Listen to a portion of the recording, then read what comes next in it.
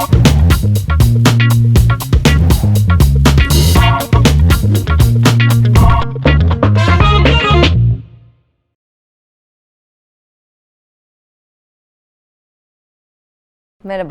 Bengü Alp ben. Kadir Has Üniversitesi'nde Kurumsal Araştırma Değerlendirme Direktörlüğü'nde Kurumsal Araştırma Değerlendirme Sorumlusu olarak çalışıyorum. Bu yıl Erasmus'a ilk kez başvurdum ve başvurum kabul edildi. Ben de K107 programlarından gitmediğim bir ülke olan İsrail'i seçtim. Daha önce gitmediğim bir ülkeydi ve giden yakınlarımın görmemi söylediği bir ülkeydi. O yüzden böyle bir fırsat olunca ben de ertelemek istemedim. O yüzden İsrail seçtim. Öncelikle daha önce gitmediğim bir ülkede bulunma fırsatı oldu. Benim için çok önemliydi ve değerliydi. Daha sonra gittiğim Beit Bel College'da benimle aynı işi yapan insanlarla bir araya gelme fırsatım oldu. Onlarla aslında çalışma sistemimizin ne kadar benzediğini ve benzemediğini karşılaştırabildik. Ve onlar bana bazı şeyler kattılar. Ben onlara bazı şeyler kattığımı düşünüyorum. Bu açıdan çok verimliydi ve çok pozitif katkıları oldu bana. Üçüncü olarak da tek başıma yurt dışına bu kadar uzun süreli ilk kez gittim. Bu da benim için çok güzel bir deneyim oldu.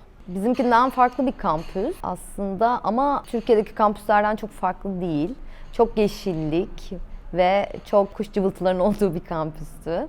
Aynı zamanda tarihi bir yerleşkede bulunuyordu ve orada mozaikler, M.Ö. 1500'lü yıllara ait tarihi eserler bahçede sergileniyordu. Biz de tarihi bir binada çalıştığımız için oraya gidince de onları gezmekten ve görmekten çok keyif aldım. Çok güzel bir kampüstü.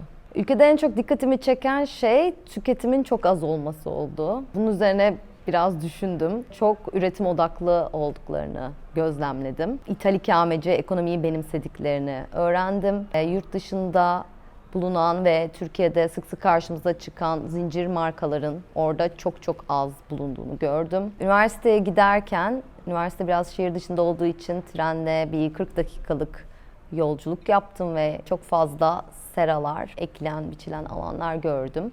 Verimli toprakları olmamasına rağmen ülkedeki her toprak değerlendirilerek tarımsal üretime ayrılmış. Bunu öğrendim. Bana ilginç geldi. Bana göre mutlaka görülmesi gereken yer öncelikle Kudüs elbette. Çok holistik bir havası olan bir şehir. Beni çok etkiledi. Ve programa birkaç gün daha ekleyerek tatilimi uzatmayı bile düşündüm. Çünkü orada gördüklerim için ayırdığım süre benim için yeterli değildi. Daha çok görmek istediğim 2 tane müze vardı, onlara fırsat bulamadım görmeye.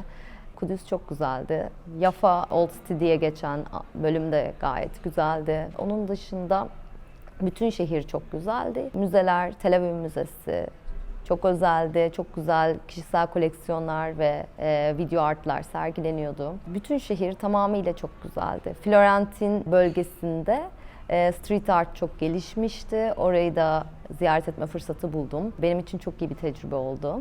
Mutlaka görülmesi gereken bir ülke bence. Ölüdeniz'de vakit ayıramadım, gidemedim. Bir daha gitme fırsatım olursa oraya da gideceğim. Ülkede en çok zorlandığım konu Cuma günleri Şabat nedeniyle toplu taşımanın olmaması oldu. Şabat da onların dini resmi tatilleri ve o günde çalışmak, iş konuşmak, televizyon izlemek, cep telefonuyla konuşmak, oynamak çok kabul görmüyor. Tam tersi dini ibadetlere ve ailesine, sevdiklerine o günü ayırıyorlar. Bu nedenle toplu taşımada bulunmuyor ülkede. Mutlaka tavsiye ediyorum. Ettim de geldikten sonra konuştum arkadaşlarıma. Çünkü Erasmus'la farklı bir ülkeye giderek işinizle ilgili yeni bir şeyler öğrenip aynı zamanda kendinize de bir katkıda bulunuyorsunuz.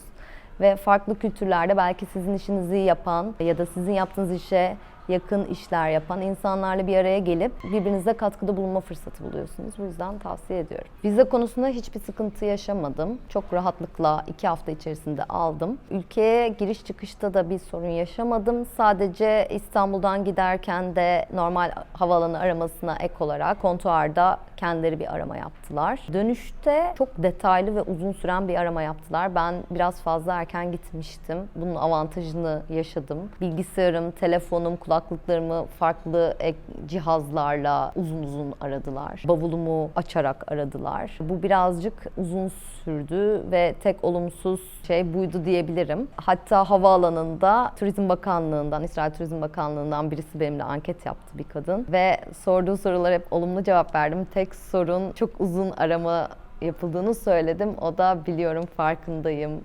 yapabileceğim hiçbir şey yok bu konuda dedi. Gayet iyiydi bürokratik işlemlerde, süreci de. Nereden geldiğimi çok sordular. Türkiye'den, İstanbul'dan geldiğimi söyledikten sonra dinimi sordular. Bu bana biraz garip geldi. Ben burada insanlara dinini sormuyorum. Sorulduğunda pek duymuyorum. Bu biraz garipti ama çok olumlulardı, çok pozitiflerdi.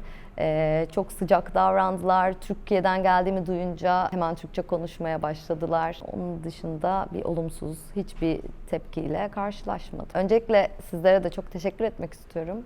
Benim için çok güzel bir deneyimdi. Umarım en kısa zamanda tekrar gidebilirim. Çünkü hala aklımda kalan ve gidemediğim yerler var ve herkese de tavsiye ediyorum mutlaka başvurmalarını ve gitmelerini.